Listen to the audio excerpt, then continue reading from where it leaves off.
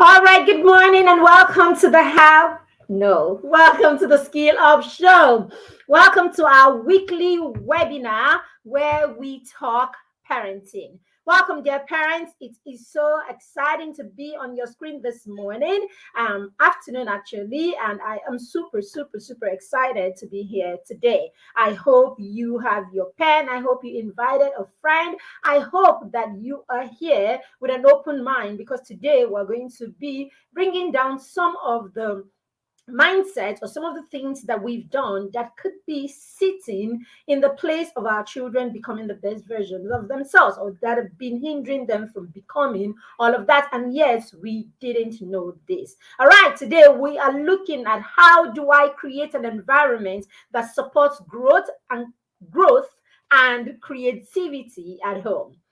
The home, dear parents, should be a safe haven where a child's curiosity is nurtured, their ideas are valued, and their growth is supported with love and patience. Yes, our children should have an environment in our home where they are nurtured to actually bring out and explore their curiosity. Our children should never be afraid to explore their curiosity. Our home should be that safe place in all of the places on earth where our children can dare to dream, they can dare to think, they can dare to, practice, they can dare to believe, and it should be that place where they are given the access and they are allowed to explore all of that curiosity without being told that they are doing too much, without being told that they know too much, without being told that they are overdoing it. Yes, our home should be that place where your child's ideas are valued, no matter how foolish they may sound per time. Okay, it doesn't matter how foolish it may sound. Your 2-year-olds, your 4-year-olds, your 10-year-olds should have whatever ideas they can open their mouth or they can express. It should be valued such that your children know that they are being valued. And above all, also our children should be supported. Yes, above all, our children should be supported by parents and caregivers who are calm, who are supportive, who are patient, and of course, who understand that these children are on a journey. If we want our children to grow in our environment, these are some of the things that we must have in place. Thank you and welcome, and thank you for joining me.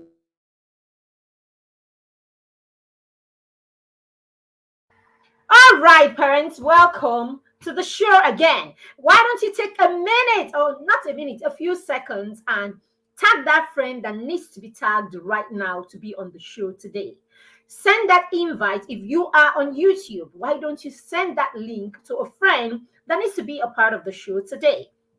Tag that person on Facebook that needs to be a part of the show today. And why are you doing this? Because you don't want to learn alone. If you are raising children in this time, then you should know that it still takes a village to raise a child. And the tribe, your tribe, the people who are your support system are your first village. And so it is important that you are walking the journey in sync, where they are learning the things that you are learning also. That is why you want to invite them to a community like this. You want to invite them to a show like this. You want to invite them so that we can kick off this conversation. All right. So your home should be that environment that our child safe in. So that home should be created intentionally, structurally, physically, emotionally, psychologically, to promote the growth and the development of the child. So in your home, there should be an intentional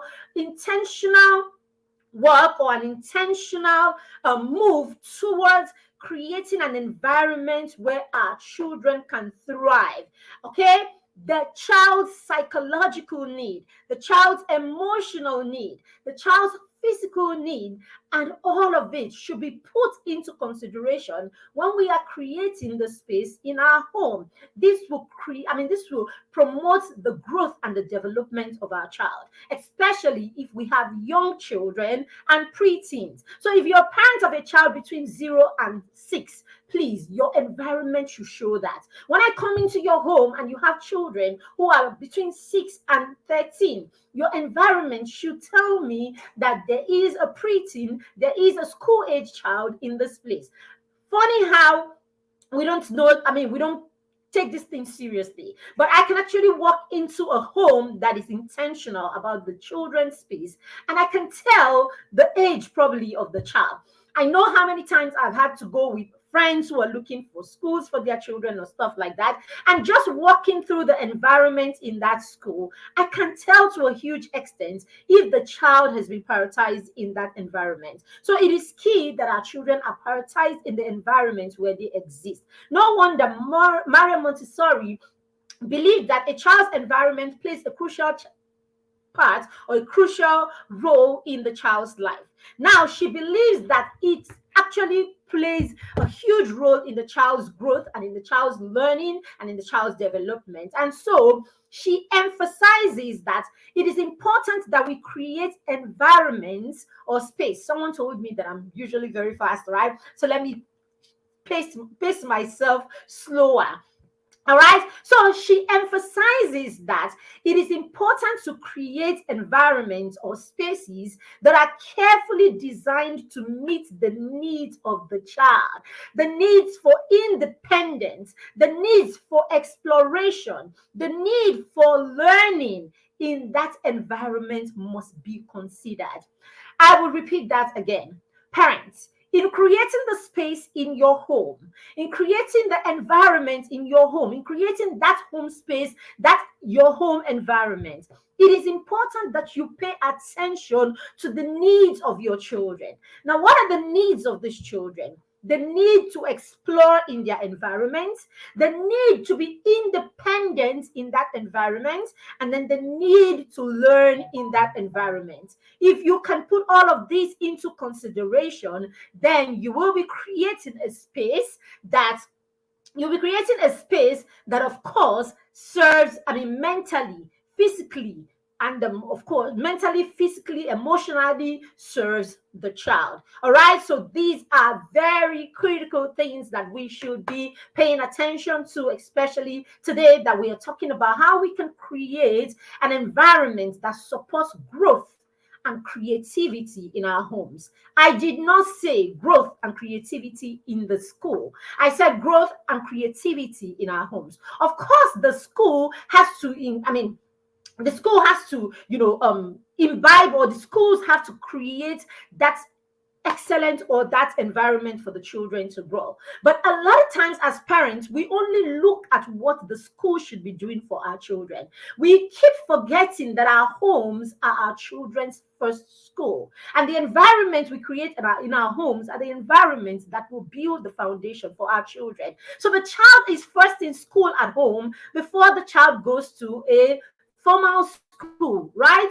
Or before the child goes to a traditional school. So your home is first of the child's environment, and it doesn't stop being the child's school, because how long does the child stay in school? The child is in school ideally from 8 o'clock in the morning to 2.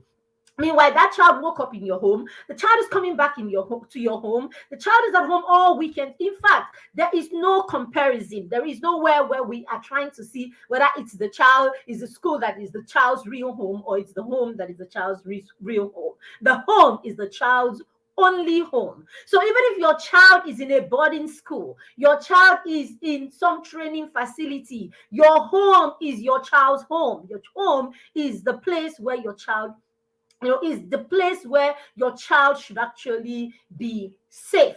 Is the place. I'm not saying they shouldn't be safe in school and all of that, but your home, there is no mixing it. There is no comparison. There is no alternative. There is no, it doesn't matter at home, in school. No, your home is that safe place, and it should be created. Now, how do we do this? All right. How do we do this? Montessori has emphasized this. Now, what is she saying in that emphasis? She is saying, number one, that your home should be child-centered. All right? Your home should be tailored to the size and the ability and the interests, dear parents, of your child.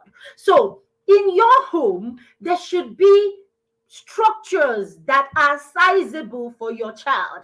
Am I saying that everything in your home should now be for little children? No. The areas in your home or the places where your children utilize the most should actually have things that are child sized. Now we're looking at our school age children and we're looking at our preteens. So these ones are pretty, older and bigger, and all of that. So yes, even in their environment, their room, for instance, their room should project the child's interest. It should project everything that is the child. So when I come into your child's room should be that place that the child is so eager to come back to all the time.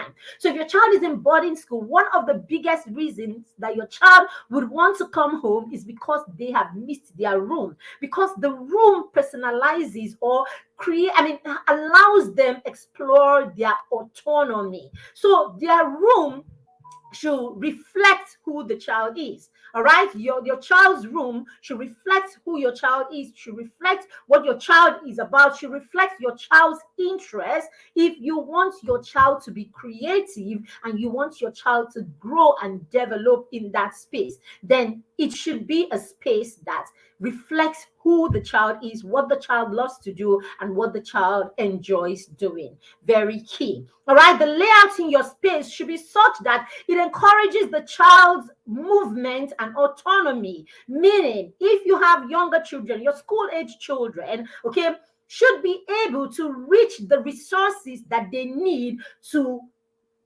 foster creativity. So if you're that parent like me that provides the resources in your environment for your children, which is what we should do, by the way, if we want to promote curiosity, creativity, and growth in our home, then you must introduce resources in your home that will spur or that will encourage your child's curiosity. So if you are a parent and you have noticed your child's interest, okay, you have noticed what your child loves to do, then it is your job to create or to provide resources in that environment that will allow the child to practice, that will allow the child to explore the things that they love or the things that they are interested in. So it goes to say that as a parent, you want to first of all, right from when your children are toddlers, when your children are between 0 and 6, you want to pay attention to how your children love to play. So what is play to your child? What does your child love to play? What kind of things do your children play with? What are those things that your children hide and keep aside? What is that thing or those things that fill their treasure boxes? Okay, you want to pay attention to these things. Now, just looking at those treasure boxes will give you an inkling or give you an idea of the things that your child is interested in. You could have a child that just wants to tinker with things, pull things apart, and all of that. And looking at that, you just know a child that is constantly moving and jumping. Yesterday, I was having a session, or the day before yesterday, I was having a session with the children in the mastermind circle. And the assignment after that session was that they send me a list of the things that they are talented at, the things that they enjoy doing, the things that they are interested in, and of course, the things that they like to play with and all of that. Basically, what are we trying to do? We're trying to get some insight into the things that are interesting to this child. We're trying to get some insight into the things, right, that make this child happy. We're trying to get that because somewhere deep down within them, all right, they are pregnant with the potential to turn those things into greatness. So we want to know the things that the children love to do, what they enjoy, what they think they are talented at, what they are interested in. Okay, basically all of these put together, all right, will help us create that picture or have an idea. And this is what we should all be doing. even as parents, this is what you should be paying attention to. And so when you now discover these things, you now know these things, right? The next step is that you begin to provide and infuse resources into your child's environment that will help them get hands-on and practical with these things, so that they begin to practice, they begin to use these things, they begin to explore these things, and as they do, they begin to, you know, push out that curiosity into understanding these things in their environment and finding what they can do with these things in their environment. It will amaze you. This is how inventors are created. This is how the people who invent things, this is how they got to inventing, because they were trying to explore the things that have caught their interest, and they are trying to see what they can create or what solutions they can create with those things. All right. So it's very important that we create that environment that is child-centered, that environment that allows the child's autonomy to be exhibited, that environment that allows the child to be hands-on and practical. Number two, you must create an environment that encourages your child to be independent. Yes, independent. So as parents, we have to choose, all right? We have to choose furniture and choose things in our environment that allow our children do things on their own. And this, of course, applies even to your little children, because that's where it starts from. In the mastermind, we can't talk about your preteens without talking about your toddlers and your your toddlers and even your infants, because that's where it all begins, right? Right? That's where it all begins. So children should actually be allowed, or your environment should be created in a way that children can navigate on their own to get the things that they need for their exploration, for their basic needs, and all of that. So when you create, or when you have that kitchen that you have put everything up, and you have your 6-year-old, and there is no means, there is no way to get your child to reach the things that the child will need. Now you can put before your child starts cooking and all of that, you can actually put whatever you want to put at that point where they're toddler, they started crawling and you think they may damage certain things. You can put those. But as your children grow older, there should be that acknowledgement of the child in that environment that allows you begin to alter your environment to take or to recognize the fact or recognize the need of this of this person in your child as part of your home. All right. It is you recognizing your child, acknowledging your child, making your child feel valued. Okay. We even say you can actually create, at the point where they are really small, you can actually create child-sized, cabinets and things like that, right? That's extreme, but you can actually create things like that. It's not even extreme, it's being intentional. In fact, it can even start with playthings, what they can just role play with. For instance, you are kneading in the kitchen, or you're doing something, you're baking, and you are using, the slab, all right, the marble slab or whatever slab you have, at that level. And you can create a small table for the child, a kneading table or something like that. And the child can stay there and is replicating what it is that you are doing. This is what being intentional, right, is for you as a parent. All right. And of course, it takes an intentional parent to create an environment in their home where the child can actually grow and the child can be creative, or where all of this is enhanced right in the home. So it could be that. But then again, today we're talking about our toddlers and our young children. So it means that they can actually reach out and now they understand certain things. Your 9-year-old should know that they shouldn't take your salt and pour them on the floor, and all of that. So basically, create an environment in your home where when your 9-year-old needs to make scrambled eggs and pancakes for themselves, they can get in there. They know where to grab stuff on their own. So be that organized, right? You want to be that, you want to create that sense of order. We're going to come to that. All right. We're going to create that sense of order in your home where the child knows that there is a thing for a place and a place for a thing. So when they can get this easily. The more this is done, the more this is promoted, the more the children practice these things, the more the children get creative. And of course, they are building themselves and becoming really resourceful people. All right. Number three, creates, an environment that promotes hands-on learning. I talked about that a little. Help your children to understand their environment and understand how to manipulate it in a way that they can dominate. Yes, so let your children understand your environment. Let your children know how to get things and do things on their own.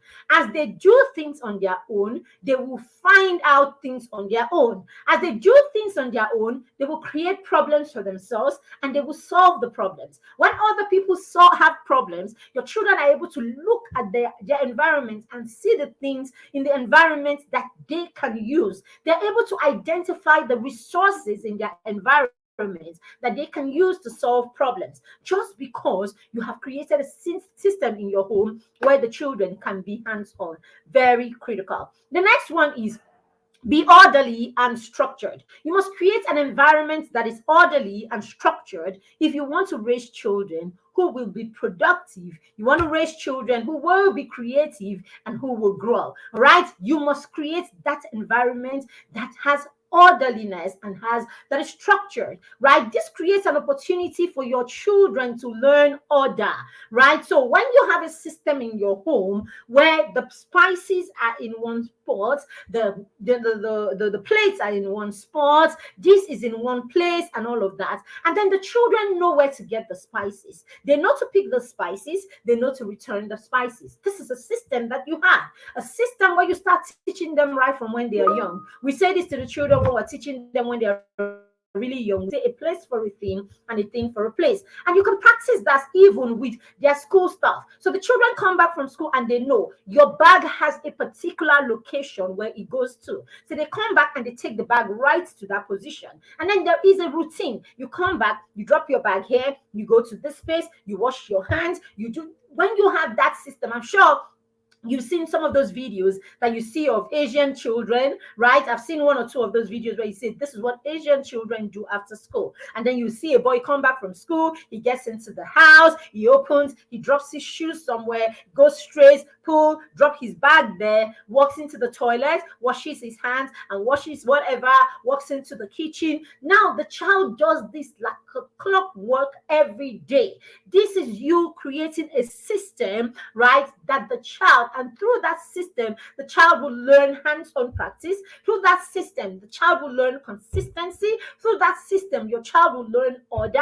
Through that system, your child will learn discipline. So resilient, this is how children are raised to be the adults that we all want them to be. But a lot of times what we do as parents is we create zero systems. We create zero order, zero system. And so we spend all their growing years shouting and screaming and getting upset. In fact, a lot of the case, we spend all the time doing these things on our own. So the children will come, they will throw things and they will mess things around and they will move, and then we will come and we will fix them. Or better still, we just get other people's children and keep them in our house so that when our children come and they throw things around, you can turn it and turn your frustration. We turn it to the other person and make it the other person's problem. Now, when we do these things, we are not creating an environment for growth, for creativity, and for resourcefulness for our children. But if we put a system where our children come home and this is the process, and we are there, or we create a system that help them do this. We model, we stay there, we model this, we help them internalize this, and then we step back and get them to look for their way through this, navigate through this. What you have done is you have created order. You have created order and you have created structure for these children. And this is how our children become structured. This is how our children become disciplined. This is how our children learn order. This is how our children become the adults that we want to raise them to be. So parents, it is time that we stop wishing. It is time that we think that we can guilt trip our children into becoming what we want them to be. Some of us have perfected when these things happen, or when the children are wrong, we just tell them, not even tell them stories. We just go about how at your age, do you know that I was doing this, I was doing that? No, we are approaching these things in the wrong way. Or some will even point them, look at you, you don't know how to do anything. Can you not see Nkechi? Can she not do all these things?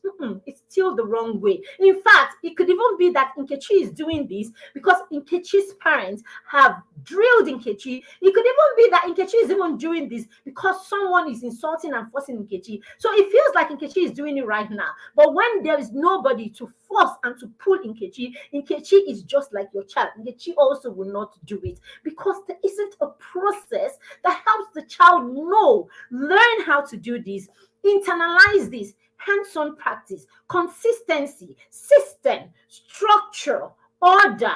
And with all of this, it becomes second nature. And that's how our children are able to start task and finish task. That's why our children are able to do something, take something and replace it. That's how our children are able to start and finish, and all of that. And this is us also helping our children build and develop executive functioning skill. Okay.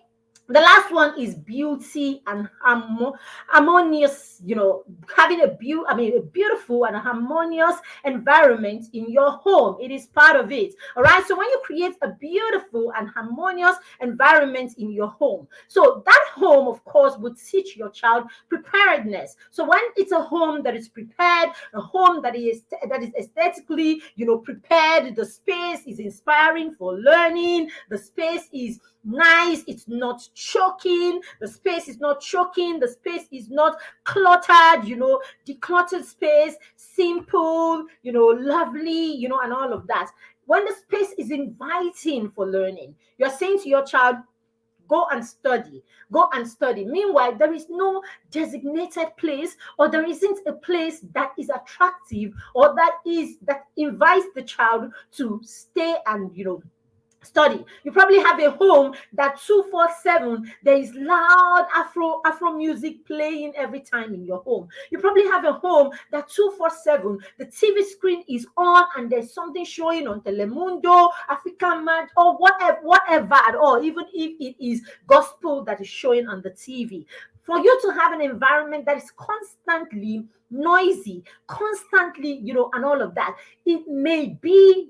that simple fact could be the reason why your child is not even drawn, right, to studying, perhaps. All right, you have to create that environment that is beautiful, that is aesthetically prepared, for your child to for your child to want to learn, to want to create, and all of that. Do you know that you could be the reason that your child doesn't love to even read for leisure? Imagine that you have a cozy little corner or cozy space in your home that is just calm, and then there's this really nice music, that is in the background. Do you know that alone can actually attract or spur your child to pick a book and just enjoy the calmness? All right, so there is the way that you can prepare your environment that invites your child to learn. Okay, now if we are not doing this, if children are not growing in such environments that promotes and invites them to learn, okay, that respects and supports their natural learning tendencies, all right, environments like that make our children active and self-motivated learners, then there isn't the joy to learn. Now, if the opposite is the case, we have an environment that invites the child to learn. You have an environment that is aesthetically prepared for learning. There is that space for learning. There is that space where they can do their homework. There is that table where they sit down, lovely table. I remember having one when our son was a little boy. The sister is even using it right now, even though it's over it. The chairs are all gone, but the table is still there. It's like yellow and green and really nice. And those times, the simple fact that he can go and sit down on that chair, and right there you have all of his books. He has like all his books. It just feels like it's my little space. So he has his, his stationery holder, he has his books, he has, and all of that. It was the reason when our son was 4 and 5, that alone was a reason to just go and sit down. Oh, it's time to study. And he goes there, puts his bag, pulls what he wants, and then he chills there like it. that alone could be what is inviting your child to learn. And then, better still, if you can incorporate something that the child is interested in. Let's say that your child loves cars, and then the what do you call it? The stationary stand is a stand that is made of a car. Do you know that alone is something that can pull your child to learn? In their room has, you have created the room with a cartoon character that the child loves, and then you have created a space in the room with a small library where the child can pick the book and the child can read. So he's in that ambience. He has his best cartoon character right there, and then he has this cozy little corner. He has his lovely blanket, and then he has his bookshelf. And we go there and we take the 4 books that we have decided to read this month. You put something like that, a system where you're buying 2 books or 3 books or 4 books every month, and then you put it in the space for the book we have to read this month. Do you know all of this aesthetics alone is enough to make your child drawn to this activity? So these are the things that we are talking about. Now, when we create, I will repeat again, when we create an environment that respects and supports our children's natural learning tendencies, how does your child learn? All right. As children were writing to their teachers this school year, as we were going back to school today, and our son had written to his teacher. He didn't know who his teacher was going to be, but my children write to their teacher anyway before they get to school. And I was reading, right? He allowed me to read, and then I was looking at it, and he said to his teacher, "Oh, well, I love this and this subject particularly, but this and this subject, I do well in them, but I couldn't say I love them very well." And then he went on to say, I would also like you to know that I am an auditory learner. So I could listen to a teacher and I could take everything, from that lesson, just being there, provided I am listening and provided the environment is calm and quiet enough. So what it means is that if this child is in a space that is noisy, learning is not going to happen for him because he is auditory. So anything that will stop him from hearing what the teacher is saying, anything that will stop him from seeing, and so when the teacher is talking, he's listening to the tone. He's listening to the pitch of the teacher's voice. He's probably getting what is important and what is not important from the tone in the teacher's voice. It's a lot of all of these things because this is his dominant way of learning. Now, if your environment is created to take into cognizance your child's dominant way of learning, how your child loves to be loved and how your child loves to be seen. And so you can see that your child is one that loves praises, right? Affirmation. And so your child does one thing and you come in, "Oh my goodness, did you create that? Awesome. Let's look for a space and put it." And then you create that lovely space and then you put it up together. Do you know what that does for your child? Right? Because you are paying attention to the particular natural learning tendencies of this child. You are respecting and paying attention to this. And of course, you are making this child active. You have all of the things that you are pointing them, all of the resources that you have created in that environment. When I said get books, dear parents, so if your children have 2-3 books that they read every month, so you know that the way you go and buy tomatoes every month, right? You buy tomatoes, you buy gari, you buy milk, you buy sugar. These are the things on the list. Please, somewhere at the end of that list, put books also, so that at the end of that list you have 2 books for this person, 2 books for that person. And so you come in and it is somewhere in that place in the room where the child knows that it is part of the system, it is part of the structure, it is part of your learning system and structure. And let this be books that the children love. So basically you have paid attention to the child's learning tendencies. You have paid and you have created an environment for the child to be active. And of course, when you have created all of this, the child becomes self-motivated.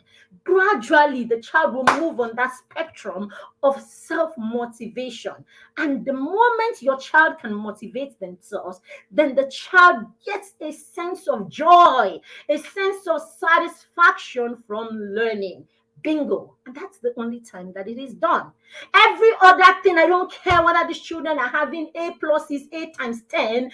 If they are going through this and doing all of this through a process that still drags them and pulls them and forces them and puts them under pressure, I'm telling you, dear parents, it's not being internalized. You will take all the parents of the top child in the car, you will get all your accolades today. You will get all your praises today. You will get your good father, good mother medal today.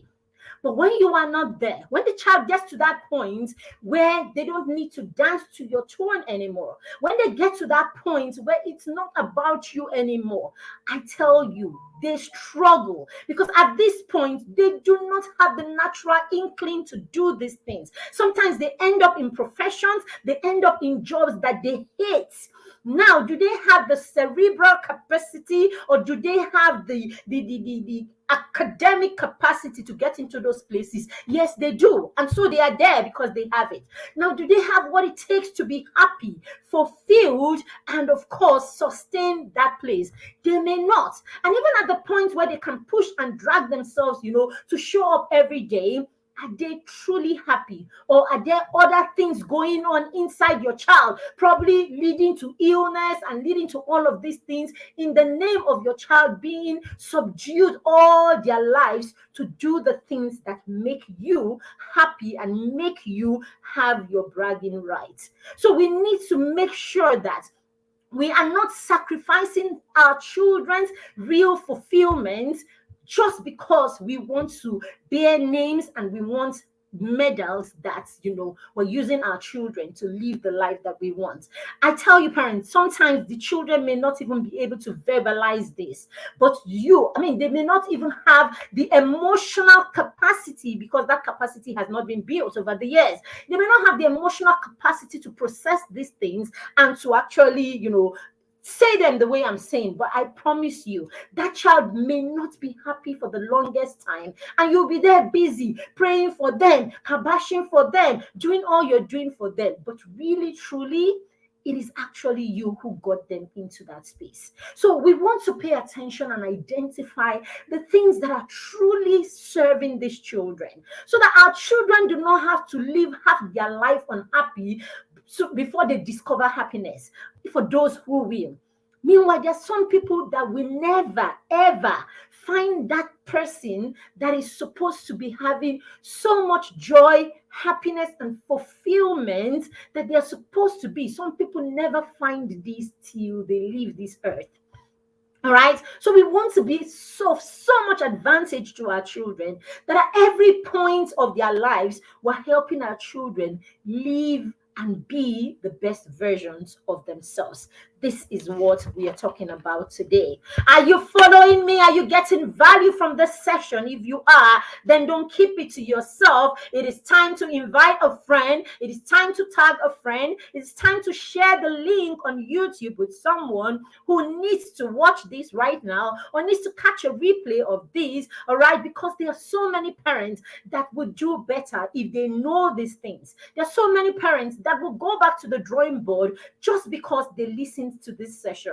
So it is not just by dashing people money or whatever that we are kind to people. When we give them the opportunity to know, or to to access certain conversations and certain wisdom, all right, we may have saved, and that gift will be bigger than even the 50K or 100K that you dashed in today. All right, parents. So just what I'm saying is, share with someone who needs to be here. Share with someone who has children between 6 and 14. Share with parents who have children at all. All right, so that they can learn also, and we can learn together.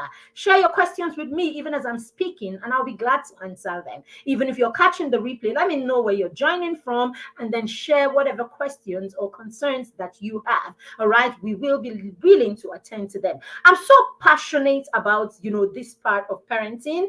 I'm so passionate about this part of parenting. I'm very passionate about this because those who know me and have followed me for the years that I've been online, you will know that this is my core: helping children identify who they are, helping children become aware of themselves and aware of the potential that they are pregnant with.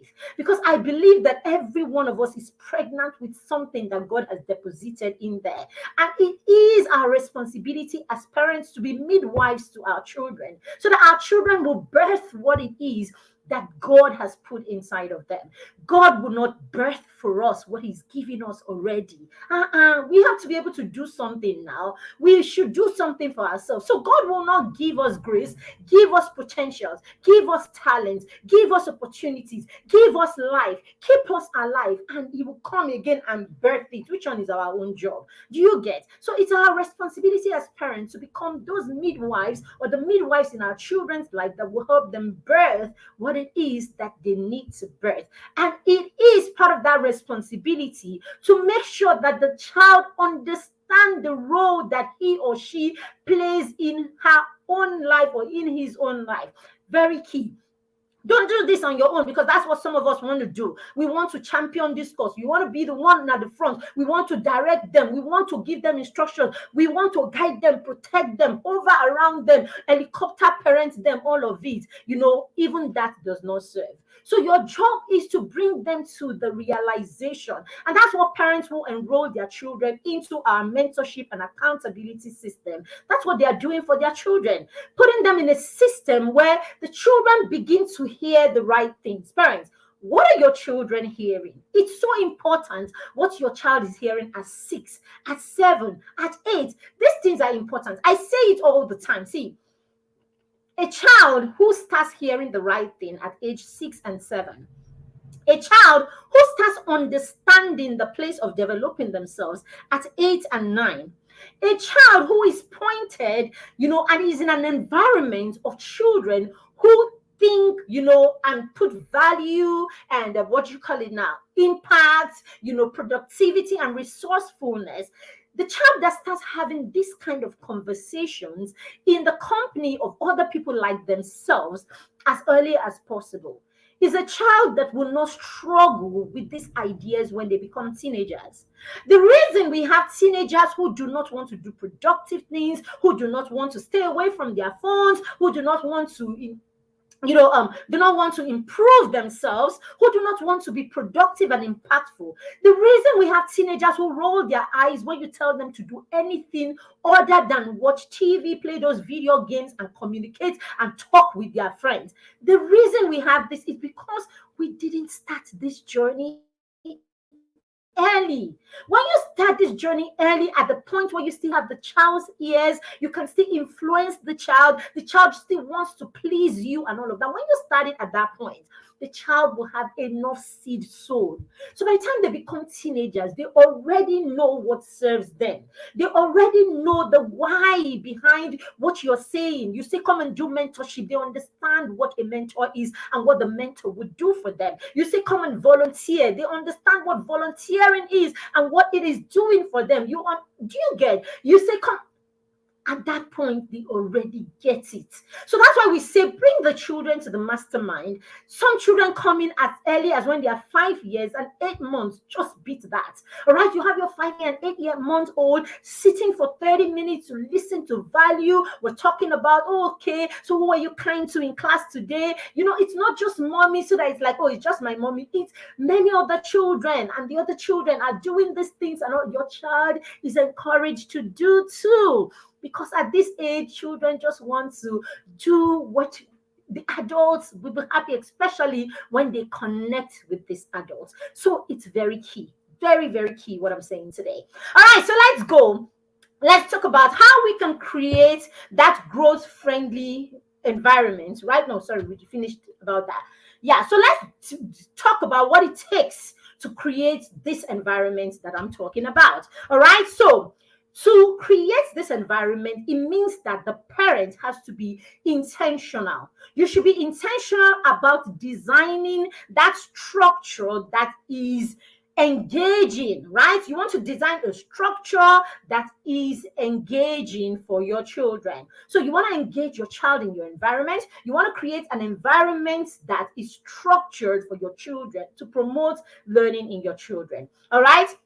So one of the things you can do is design a designated creative space. So you can design a designated creative space in your home where your children can go and know that this space is free yourself, do it. So in my home, we have what we call the resource room. Now, in the resource room in my home, especially when the children were younger, you will see a whole trolley that has acrylic paints, that has watercolors, acrylic paints, glitters, has who glue. We have all of this in that space. Now it's not kept somewhere, and oh, the children, we waste it. Is not. We don't. Uh, we try. As I said, order, right? Order and teaching the children how to use these things will come in the process. You will show them, you will model to them, you will show them what is acceptable and what is not acceptable. As you do that, the children will know how to manage, the resources in their environment. I tell people, my children have never torn a book, and I'm not kidding you. Not at one has my child picked a book and tore a book. In my house, children don't see a book. Why? Because from the day you were born, you come and you see books and you start reading books. So we read bedtime stories to the children from the moment mommy is strong, baby is strong. We start reading bedtime stories. So the children grow into loving, recognizing, acknowledging, and then, of course, the importance of books. So no, they never think that book is a play item that they should pull and all of that. Secondly, we start with the kind of books that are not easily torn anyway. We start with big, colorful, large prints, board kind of books, right? We start with sensorial books that all the children need to do is press to get sound, touch for texture, and all of that. That's what we start with. So basically, there's no room. So by the time the child is 2 and 3, right, the child has seen and has come to love books so much that tearing or ripping the book apart is not part of what you do with books. Children are capable of doing anything when the routine is established with them. And yes, even your 1-year-old can learn a routine. Why do you think that when you feed your child at a particular time? I remember when I was when I had my first child, I shared that in my book, Mentor Parents, right?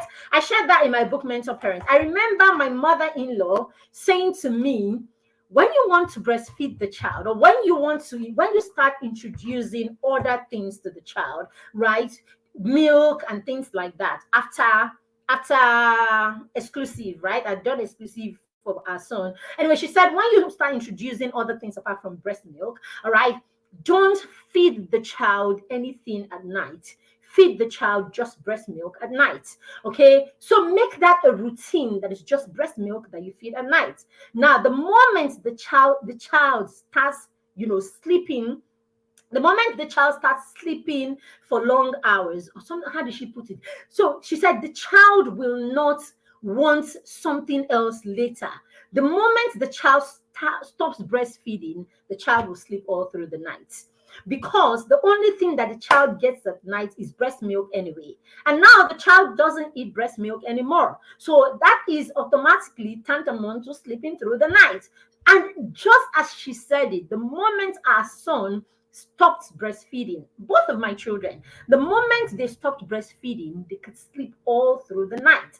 The moment they stopped weaning, and all of that from breast milk, sleeping all through the night is a thing. Do you get? But when we come and in the night you shake bottle. Then when you finish shaking bottle of milk in the night, the next thing you now move to tea. Some of our children drank tea from when they were whatever age till at 6. We will still wake up in the night. Maybe I'm exaggerating, but I know people who, even when the children had stopped eating, stopped feeding, breast milk and all of that, even when the children had stopped taking all the baby food, they were still waking up to make tea at night. The children will still make you wake up and make tea at night. Okay. So the point I'm trying to say here is, when routines are applied, no matter, even very young children can conform to routines. So that's why you feed your children at a particular time, and that particular time the child becomes restless because the child expects to be fed that time. Children thrive on routines. Children thrive on routines. So that's why we need to create the structure in our homes, right, where routines will actually lead what happens in our home. So create that designated place in your home where you have all the resources that the children need. So we have that in the resource room. So in that resource room, they have their cardboard paper. They know when to get the cardboard. They know where to get the cardboard. They know where to get their stationery. They have a library in the resource room. So all of these things are available. And then when we create our new reading nook during the summer, the reading nook is in that resource room. So sometimes you're looking for the children and you don't find them. Chances are they're in the resource room. So with the cozy reading corner in there with lights and drapes and fabric and all of that, it's just easy for the child to just pick a book and just go chill there. So sometimes they have their friends visit and they are not in the living room playing any game or anything. They go right into that cozy little corner because it's just really cozy and inviting. So they go in there, and before you know it, they are reading books. Their friends are reading books. My kids who have their cousins come over, and straight they're all in the cozy corner and everybody has a book. Even the 2-year-old back then, even the 2-year-old, they all have books and they're reading. So now these are things that ordinarily, maybe, I don't know,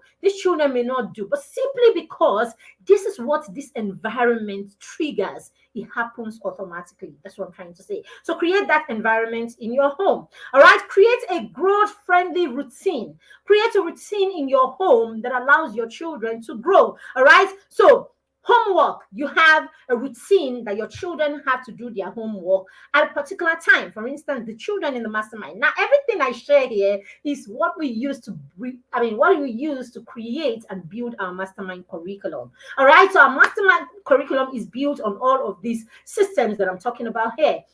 So this is why young children need to be in a system like the mastermind, because we will help you create that system. You will borrow from what we are doing and you will lift it into your home directly. So it's just a win-win situation, for you, the parents, the child, and all of us in the mastermind circle. All right. So when your children, so you create a particular time. So you say homework is from 5 o'clock to 5:30.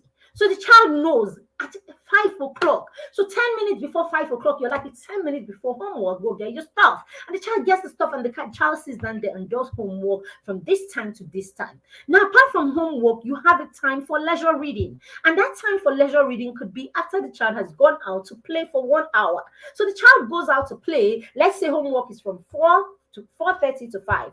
And then at 5, the child goes to play from 5 to 6. And the child comes in after 6. He's had his field, and adrenaline pumping, dopamine, all loaded and all of that. And then after that, he knows 10 minutes before it's time to come in, the child just has that free time or playtime or whatever you want to call it.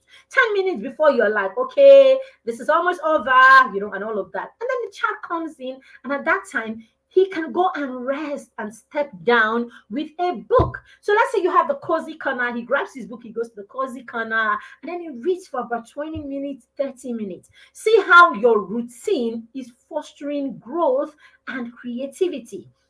Right? Or you could just have that free hour time where the child can do whatever they like.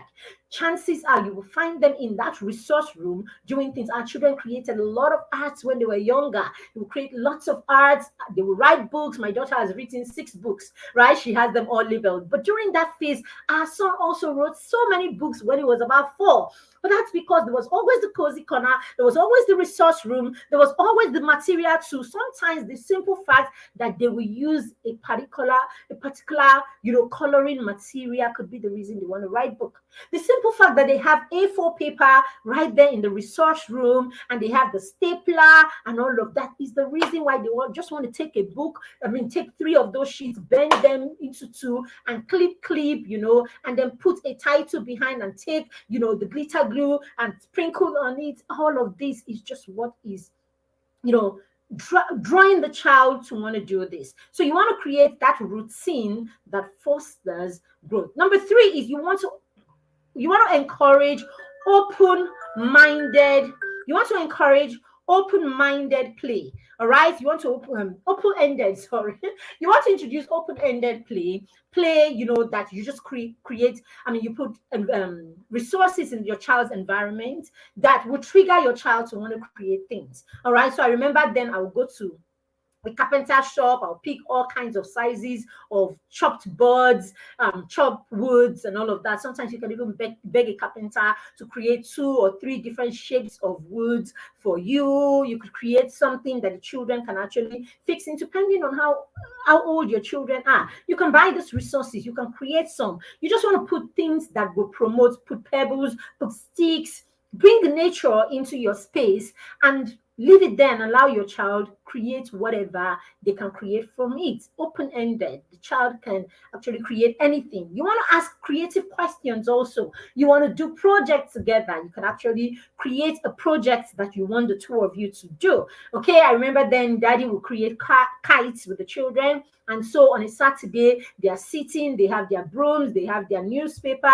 they have their thread, they have their, sometimes they will actually go shopping. Okay, our son will go shopping with his father for the thread, for the kites, they will shop for the thread. They come, and it's a whole project. They take their time, they create 2 kites, and all of that. And then after that, they go out, they fly the kite. It's a whole project, because it means that daddy is locked in there for 3 hours or thereabouts. Because when they finish creating the kites, they will go outside and they will fly the kites, and all of that. That's a lot of bonding. But then again, that's open-ended. And so the child gets to create that environment.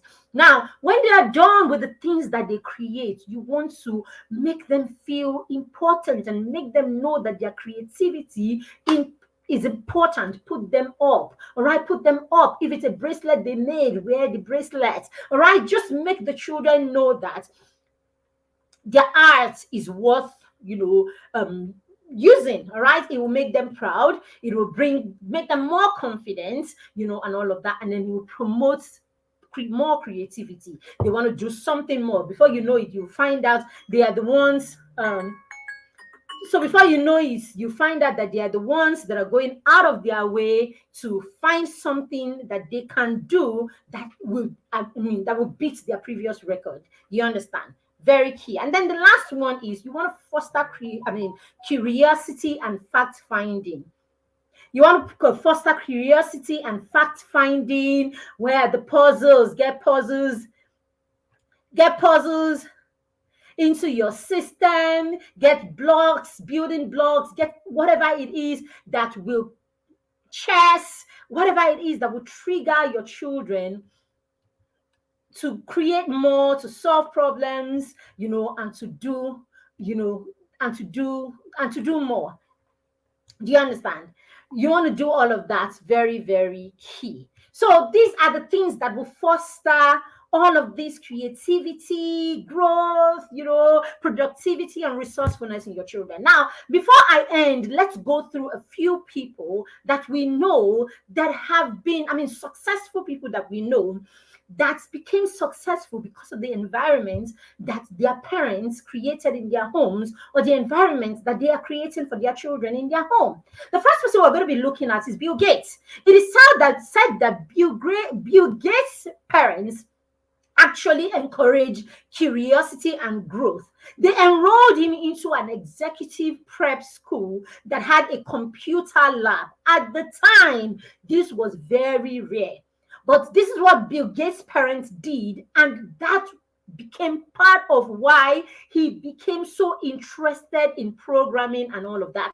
And even at the point where Gates tuned off law, that was what his parents wanted him to study, and he wanted to do more. He became so passionate about programming and all of that. His parents supported him. So what did they do? They created the environment and then allowed him autonomy. And in that autonomy, he was able to pick a passion. And even when that passion was not in line with the vision that the parents had for the child, the parents were visionary enough to understand that it is more important that they honor the child's interests. It was more important that they honor the child's natural tendencies to learn, right? His natural learning tendencies and his interests. No wonder today Bill Gates' name is on the lips of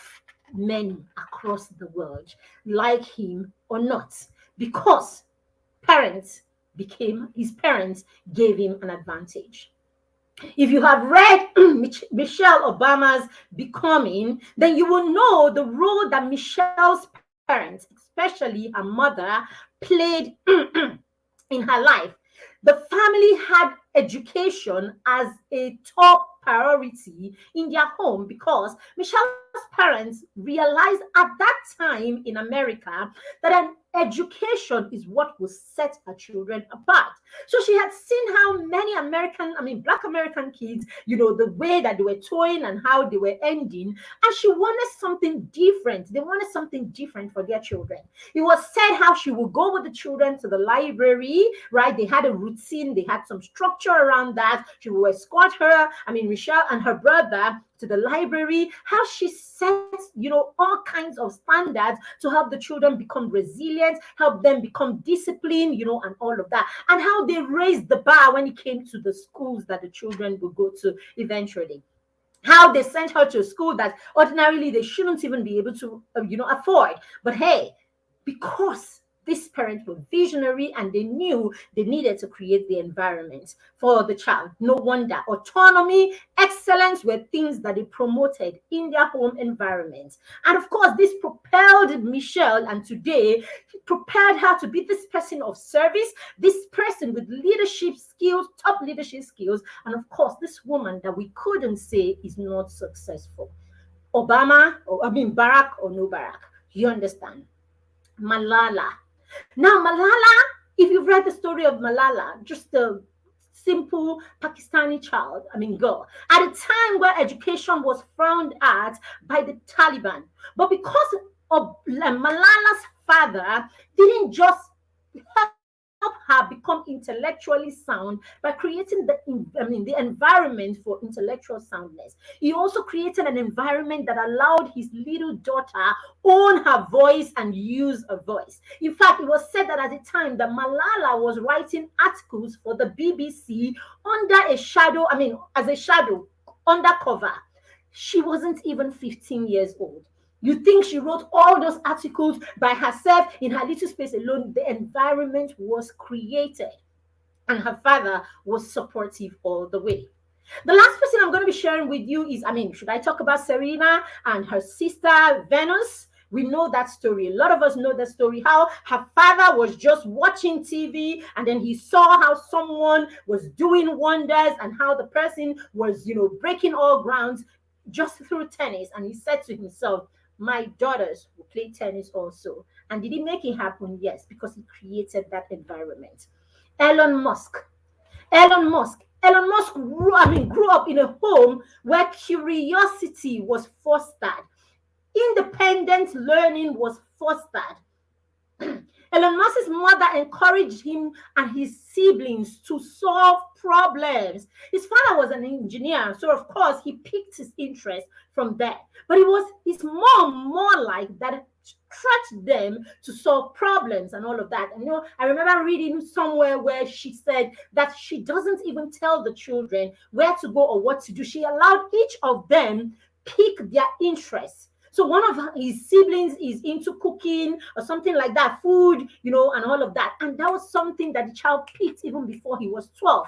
In fact, it is said that before her children turned 12, they already had an interest and they had a passion that they were pursuing. His sister is into films, movies and all of that, and it was said that Elon has always been drawn to science and computers and all of that. Today, like him or hate him, he is revolutionary. He has changed the world and his name has been put in the sands of time. All right. So what am I saying?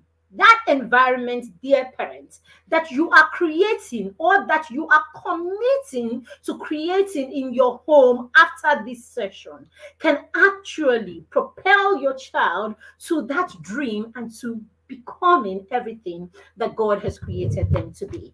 And I am glad and proud and happy to say to you that we created the mastermind circle. just for to support parents to achieve these and more, to support parents who want to create the environment. And that environment, as I said at the beginning, is more than just the structure. That environment is the physical structure, is the emotional structure, is the psychological structure that you create in your home. That environment will be more powerful when you have collaborators and partners who are partnering with you to bring these dreams and these intentions to life. And that environment would even be more powerful when the child understands, the child becomes interested, and the child is motivated on their own to live and to make those dreams come true. So we welcome you, or we are glad to welcome you to the Mastermind Circle. We just started the new cohort, and throughout this week, we're just putting things in place and getting the children pumped up, and getting the children psychologically prepared for the journey of a whole year that we will be going with them. At this juncture, you can still get into the Mastermind Circle. Do you have a child who is 5 years and 8 months old, or between that and 13? Even your 14-year-old who still needs this foundation can jump in. We graduate the children at the end of the cohort in the year where they turn 14. So yes, your child can still be a part of this cohort even if they are 14, and your 6 to 13-year-olds or 14-year-olds are welcome here. But our job in the mastermind is to help the child become self-aware, is to help the child understand their environment, and to help the child find his place, her place in that environment, so that they can dominate, they can gain mastery, they can self-direct, they can self-motivate, and of course, they can, in that environment, solve problems that will make them valuable. If you want your child to be a part of the mastermind circle, you can still get in. We still have about 20 slots in each of the groups, okay, the junior partners and the senior partners. So you can get your child to join us in the mastermind circle, and it's really very simple. Okay, the mastermind circle is less than 6,000 naira per month. So what does that mean? It brings it to about 70,000 for an entire year. Yes, parents, I didn't say for a month. I said for an entire year. All you get to pay is 70,000, and we have a system for parents who can't make these payments one-off. A system that is not, I mean, we don't put it out there like that, but it's a system that could benefit you if that is your challenge. All right, so you can get into the mastermind straight up by sending us a message right away, okay, saying it in the comments that you would like to know more about the mastermind, or sending us a message with the number on your screen, or simply just going to using the information on your screen right now. Okay, sorry, I think we have the wrong information there. All right, using the information on your screen right now to register for the mastermind circle. Okay, and your child will get right in so that we can throttle, supporting them, being with them, guiding them, mentoring them, offering them accountability for 365 days. Thank you for joining me on the show today. I trust that you got value from the show. If you did, please let us know in the comment section. You know someone who needs to be here learning also, invite them. If you haven't subscribed to our YouTube channel and you're watching on YouTube right now, why don't you go ahead and click the subscribe button so that you get notified when we come live. Invite your friends to this show. The show is packed with so much knowledge, and I don't know, maybe your friend doesn't know about it, so it's time to invite them to also know about it. And if you stumbled on this show, then we do this every Monday at 1 p.m. So you want to put that in your schedule and join us every Monday at 1 p.m. or catch the replay later. It's always going to be there. Thank you for joining me, and have a blessed week.